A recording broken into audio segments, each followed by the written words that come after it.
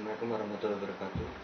Nama saya Galuh Safirul Kiron, NPM 110404149. Pada kesempatan ini saya akan menjelaskan tentang SLA, yaitu Service Level Agreement. SLA atau disingkat sebagai Service Level Agreement yang merupakan kesepakatan antara penyedia jasa dan pengguna jasa mengenai tingkat mutu atau layanan.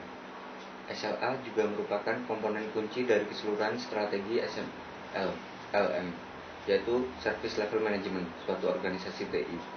Suatu SLA yang bagus sekaligus dapat berfungsi sebagai sarana komunikasi yang baik pula bagi Anda, perusahaan, dengan para pelanggan Anda dalam menangani harapan masing-masing pihak. Isi dari SLA itu, SLA yang Anda buat bersama-sama pelanggan sangat menguntungkan bagi kedua belah pihak.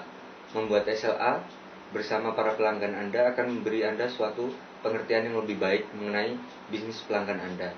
Juga dampak layanan terhadap pelanggan Anda dan kemampuan mereka menjalankan berbagai proses bisnis.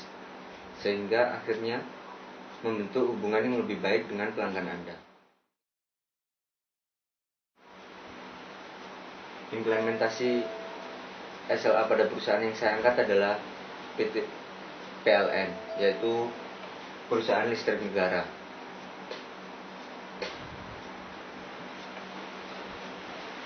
Ngurah Andiana, Direktur Operasi Jawa Bali Sumatera, pada hari Jumat tanggal 22 Maret 2013 pukul 14.00 waktu Indonesia Barat yang lalu di Istana Wakil Presiden.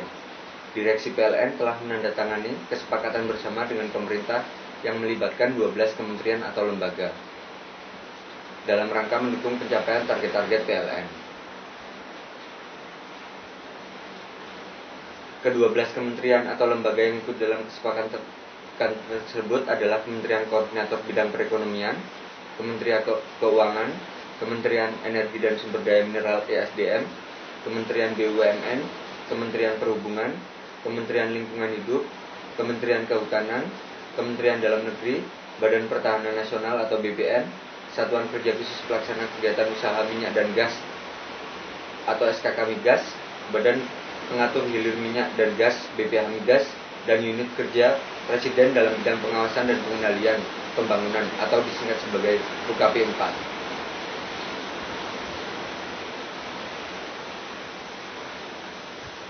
Kesepakatan kerjasama tersebut dituangkan dalam level agreement atau SLA yang akan meningkat masing-masing pihak yang menandatangani kesepakatan tersebut.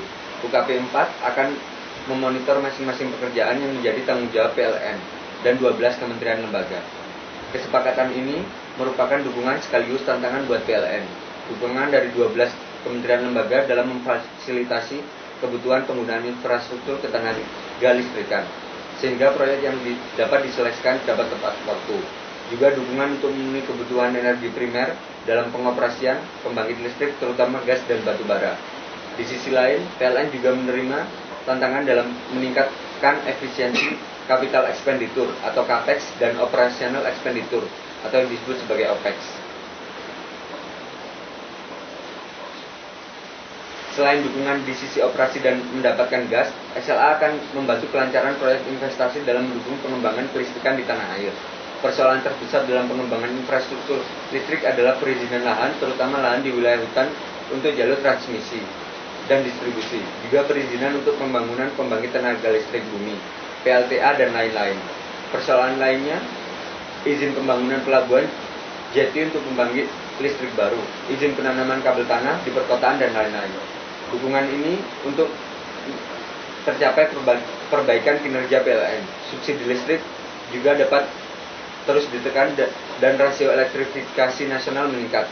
Sebagai catatan, subsidi listrik tahun ini ditetapkan sebesar 80,9 triliun. Angka ini 16 kali lipat lebih besar dibandingkan dengan subsidi 2004 yang hanya 4,9 triliun.